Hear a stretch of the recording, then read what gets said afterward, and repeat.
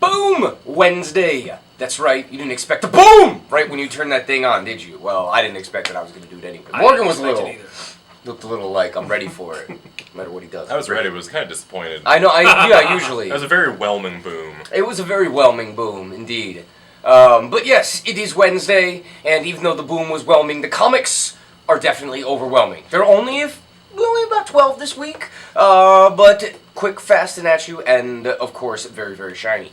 Mr. Morgan, with his nicely slick back hair, looking very professional today. Yeah, I know. I gotta make up for you guys. Whatever, man. It's like he's got a real job or something he's got to go to. Something like that. Anyway. Yeah, I'm gonna start off with a Bat book here, specifically Batman 66, number 27, by the team of Jeff Parker and Scott Kowalczyk. This features the debut of the 60s version of a character who definitely wasn't created until the 90s. Everyone's favorite Mexican wrestler, Bane. Bane? Oh. Yeah. Huh? Bane. Banyo? But Banyo's my favorite. Not Bane.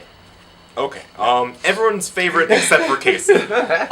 This features the awesome Scott Kowalczyk, who did a book called Mysterious Strangers. Oh, that's that guy right there. Yeah, he also did a downset fight with Chris Sims, an awesome mascot fight in comics. Yeah, so that was really good. Really suited to Mexican wrestling here. We've got the Riddler and Bane, and all three members of the Bat family here. Really action-packed issue. Hell yeah. And of course, that Mike Allred cover is usually. It's just amazing, yeah, of course.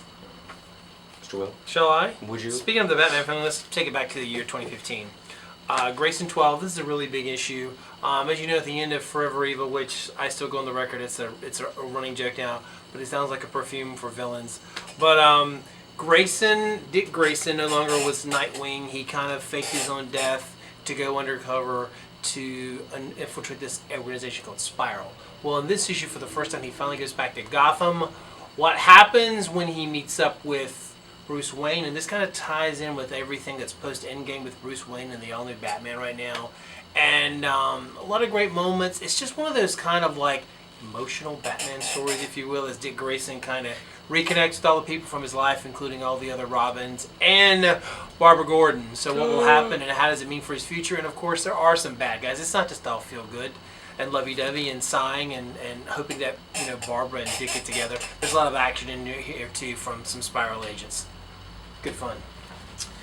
And we're just going to continue the DC Batman run here this week with Batgirl. Batgirl. Regular artist Babs Tarr is taking a break to let the amazing and astounding artist Mr. Bengal take over for one issue. Bengal did the first full annual of Batgirl and then about half of the second one.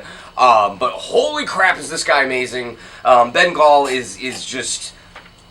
he's a European illustrator, so he really tells sequentially with story, with pictures like an artist is supposed to do. And it's just really fun. It's really, it's like young and cute and fun, but there's some serious chops here. Some serious action ability. Cameron Stewart and Brendan Fletcher bring in the script as usual, and the tiger is hunting for Bengal. Yes. Yeah, Velvet Tiger, which is one of my favorite new villain names in a while. Dude, the bad guys It's just dumb enough to work. Yeah, I mean, they fought cosplay ninja girls on motorcycles. Like, I'm pretty down really with cool. that. Those were good motorcycles. Those were really good. And the helmets, pink and stuff. everything, I know. honestly. Yeah, they were great. Good Cameron Stewart cover on that one. And, why not more bats?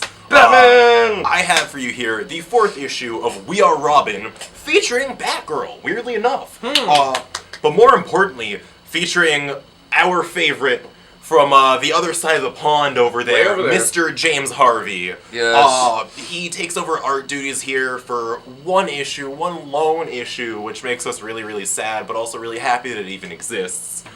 He brings a sort of like pop art overdose style to this book with a special solo issue. I don't know if this girl's like one of the regular Robins from the series or what, but yeah. Okay, Will is telling me that she is. I love this book. Well, good. I haven't read an issue of this book, but that's my own problem, apparently.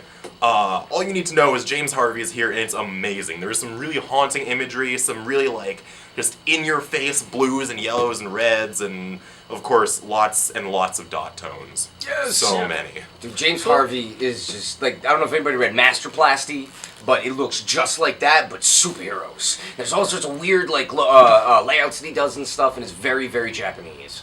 It's very good. So it's an awesome issue if you've been reading it, and if not, jump on in with cool new art. Oh. And we have the previous issues here too. We do. My next book, this is one of my favorite Secret Wars tie-in books, of which there are many. This is Years of Future Past. Marguerite Bennett and Mike Norton have told a really good story of, Years of Future Past, how it all ended with the older senior X-Men in the future dying. Well, it kind of continues a what if that didn't happen, what if they failed in their mission, and Sentinel still rule, but this is, of course, under Doom world and under Doom's rule. But this is the story of Kitty and Colossus. What if they got married and these are their 2 kids? And there's been lots of twists and turns with different mutant terrorists and different factions involved in how they're going to save this future world and the new Sentinels. And it's kind of a really cool, if you can see, this kind of Kitty Pryde. It's kind of like young Kitty Pryde, but with Warblades. Remember Warblade from Wildcats? Hell yeah, It's kind of man. her, but there's kind of there's a descent in the House of Rasputin Pride, and it kind of kicks it off as we reach up to a big finale for this really fun tie-in issue to Secret Wars. If you're a big X-Men fan, especially Days of Future Past, and you always wonder, what if? Here's one of your answers. Here's a possible answer. And a book that is all about possibilities, except for the possibility of coming out on time. But who cares? When it does. When it's Chris Burnham and Grant Morrison. When you look at these pages, you see why Chris Burnham took a little longer than normal. We have Nameless, number 5. It's been many months. I know. It's okay. It's here. And it is more friggin' psychedelic than you can, you open this up, you gotta brace yourself for this book. I mean, even the indicia is heavy. That hurts right there, and you're only on the inside cover, man. But yeah, I mean, this issue is straight up full tilt psychedelia, all sorts of calling ancient elder gods that we should never mess with, but we always do because we're human and stupid. But yeah, if you are seriously missing some intense psychedelia in your life, have no fear. Grant Morrison and Chris Burnham are here for you. Yeah. Alright, and something slightly less intense, but more on the funny side here. Actually, probably not intense. Yeah, no, not really. I mean, it's more of a laid-back, feel-good type book. We've got Howard the Duck here. This is volume 0, collecting the 5 issues of his most recent ongoing, because, Wait, why is it 0 then? Because it's not even an ongoing. Like, if you cancel it before Secret Wars and then launch it again afterwards, it might as well just be a prequel, you know? Right. This sees Howard the Duck start a private detective agency, of course, consisting of himself and, like, one requisite human character. I hear Pet Patrol's available. Oh, wow. Dude, Nobody's I brought bet him you out since, Starlin, like, right? Starlin, yeah. Well, I bet you if you look at any of the Thanos things recently, he probably popped up. He was definitely there. He worked for X Factor.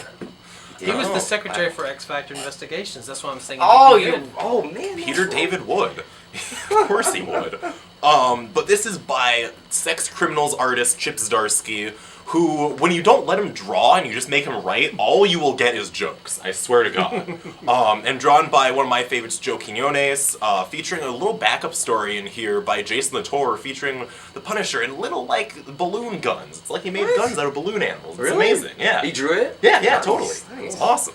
And there's also a Guardians of the Galaxy team up in here. There's an Aunt May team up. Aunt May has a gun. What? It's like Elf with a gun, but Aunt May with a gun. It's amazing. Wow. Really. Is that like Ms. Gunn? Ooh. There's Ms. Gunn and Ms. Tree. They both are like femme my fatales God. that have guns. I'm not. They're back there. Anyway. Maybe Aunt May could be like a Bond girl one day, or maybe she could fit in. She already was, dude. It's deep lore. What? I thought... Oh, man. You know Okay, what? I'm really scared here. Okay, where was I going? Okay, Fury, Nick Fury, both Nick Furies. 50th anniversary of S.H.I.E.L.D. continues. This is a great story with both Nick Furies. The original Nick Fury that you know and love, and is somewhere stuck on the moon, and hopefully he'll be back in the Marvel Universe, man, one day. Nope. Nope. Not happening. Not as Nope. long as Nick Fury. Not as long as Sam Jackson is playing is Nick hanging Fury. out. Right, So right. we have the retcon kind of Nick Fury Jr. This is 2 stories in 2 different times by David Walker of Cyborg fame. Oh, yeah. With Lee yeah. Ferguson on art. Great fun, spy fun. Look at this Deodato cover too. I like this. So anyway, Fury, the 50th anniversary show continues with a tale of two Furies. Two Furies! For the price of one. Too fast, too furious. Dun, dun, dun. I watched that number 7, or like I listened to it the other day, and dear God, that is bad. Though The Rock has the most amazing one-liners in that movie, I gotta tell you. If you want The Rock, just watch Pain and Gain, honestly. I just watch old wrestling. Anyway, back to comic books. Finally, speaking of things that haven't been out for a while, the 10th volume of the official continuation of one of the greatest American animated series ever, Avatar: The Last Airbender. You have Jean Luen Yang, who has currently been doing Superman. And the team of Gurihiru, which are two amazing women who make this comic book, and it's just friggin' flawless. They completely capture the tone and color and style of the art. Closely worked with Brian Konietzko and Michael DiMartino, who created the book, and this is the first, or created the show, and this is the first of 3. This is the Smoke and Shadow Part 1, and you know you want more Avatar. This is the official continuation of the Avatar. It's only $11. It's really small. You're gonna buy like this tomorrow because you know you need it. That's right. Yeah.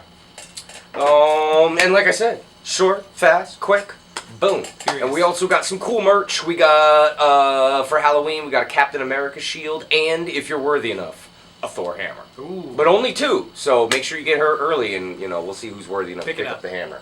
I already tried it. It didn't happen. Yeah, It went that's further stuff. into the ground. It did. Alright, so thank you all, and as always, comics should smell good here at Zanadu Comics. Bane?